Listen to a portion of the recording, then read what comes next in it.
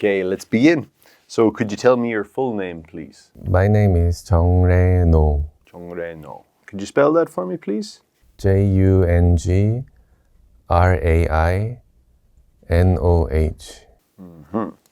And Jungre, are you working or are you a student? Working. Working. Could you tell me about your job?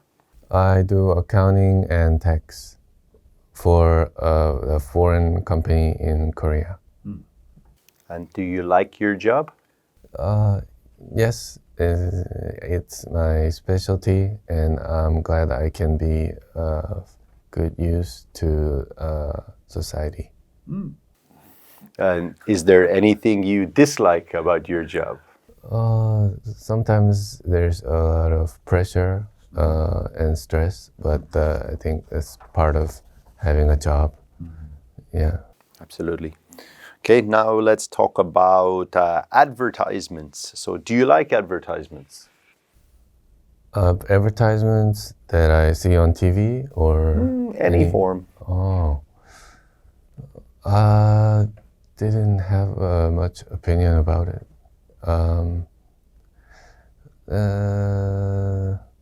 Do I like advertisements? I think they're not bad. I think they're not bad. From what perspective, I ask? As from, I don't really have an opinion about advertisements. They're good.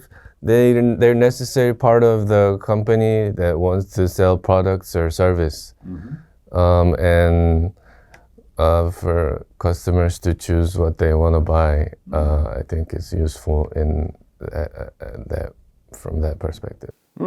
Yes. Do you see a lot of advertising on trains or other transport? Yes. They're always there. I don't pay much attention to it, but to people that need those products or service, I think it may be interesting. Sure. Okay, now let's talk about borrowing and lending. So, have you ever borrowed books from others? From the library? Yes, I have from the library.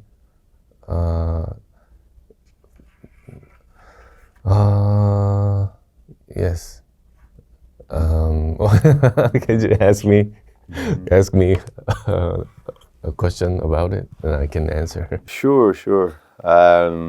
This is about borrowing. So, how do you feel when people don't return things they borrowed from you?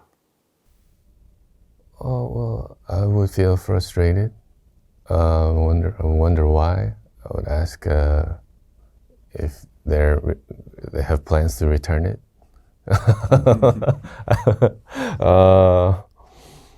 Or maybe if it's not something that important, maybe I'll just ignore it. Okay, now let's talk about colors. So what's your favorite color? Color. I like white because it's simple and it's very basic. So I like white. And are there any colors that you dislike? Not really. No. No, I don't dislike any color. Okay. Okay, that'll do us for part one. Okay. Let's go on to part two. This is the part two question. I don't know if I'm doing this right or It's if all right, man. It's okay. Doing your best. Well, I don't want to be, how do you say?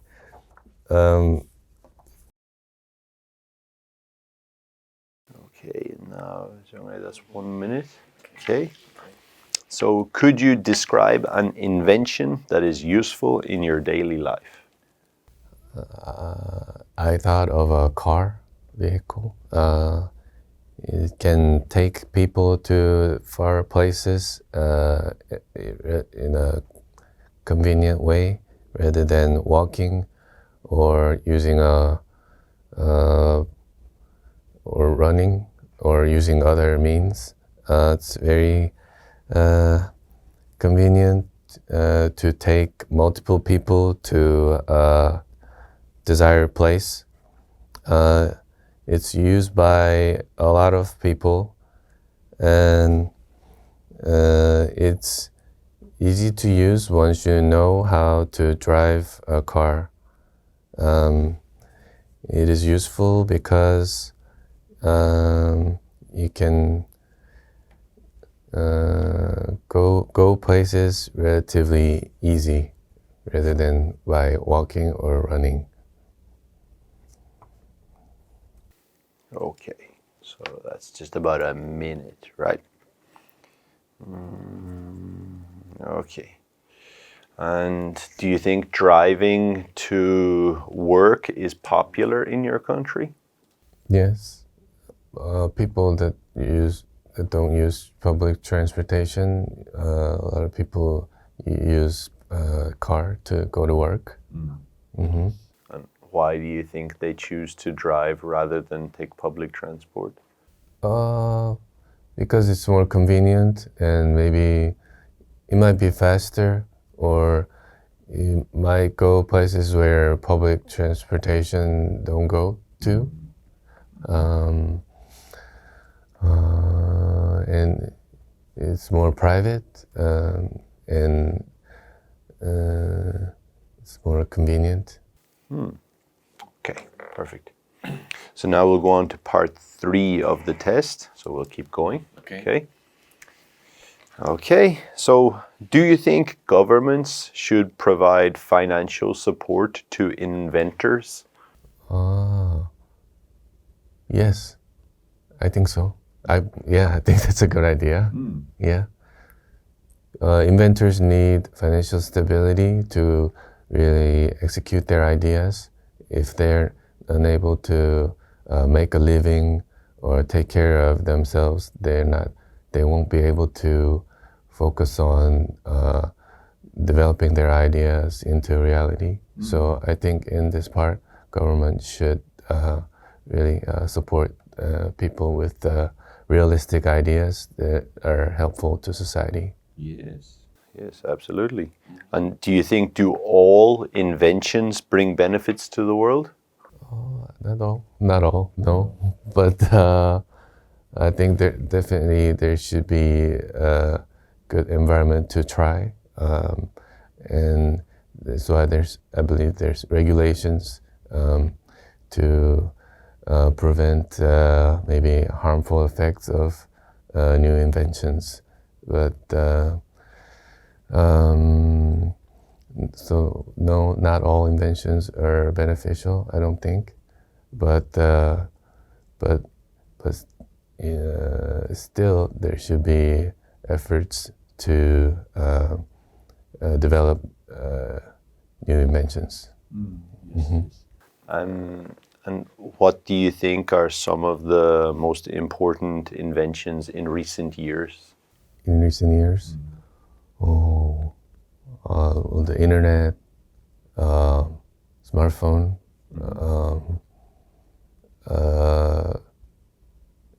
maybe ChatGPT.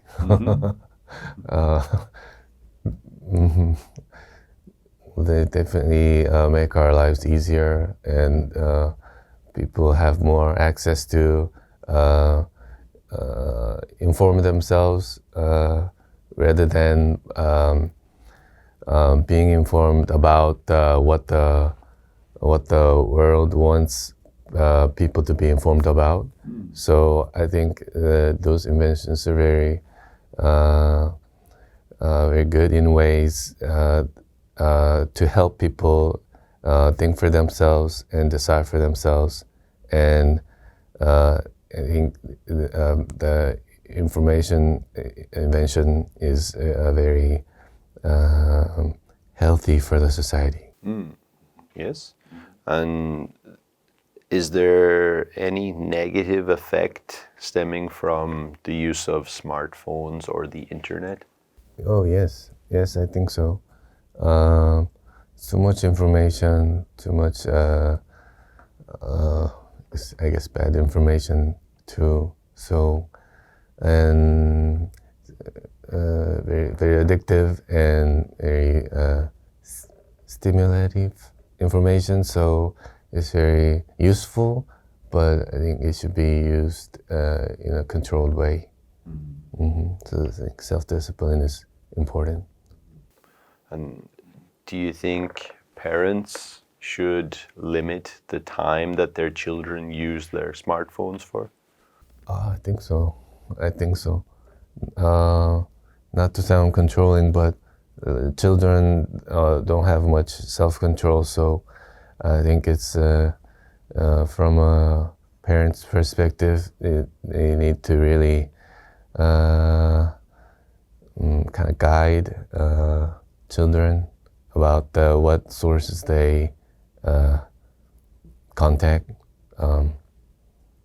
what sources they access. Yeah. Yeah, absolutely. And what qualities do you think inventors need to have? Oh, I think they first need to have good intentions. And of course, I think they should be creative, very open to new information. I think those are very important qualities. And I think even though they are intelligent, if they have bad intentions, then I think they're better off not inventing. So I think having a right purpose is the basic foundation of a good invention. Okay, perfect. That'll do us for the test. Okay. Okay. Thank you. Okay. Thank you. So now we usually do something like the feedback time. Okay. Right. Okay. Yeah. I'm ready. Feel free. Feel free. Feel free. I'm ready. Right. Okay. All right. Let's start with the feedback time. Okay. So the feedback. Okay. So I feel like that was a very interesting test, and I think people who watch can see that your English level is really high. You're really comfortable speaking English. There's barely any grammar mistakes. Pronunciation is very clear, and you're quite fluent when you're speaking. There is a very big difference between part 1 and part 3. In part 1, the questions were very simple, so your answers were a little bit too short. I didn't know what to say. Yeah. I feel like a lot of students feel like that in part 1 when the questions are quite simple, like, do you like advertising? Yeah, a lot of people have never really thought about that deeply before. So I think that shows the importance of familiarizing yourself with some part 1 topics. Yeah. But then when we got into part 2 and part 3, you spoke incredibly comfortably. You showed a wide range of vocabulary and good grammar structures. So I think it was much better in the second part of the test. Your score would be, it feels like there would be a different score in part 1 and part 3, but overall, I would say about an 8.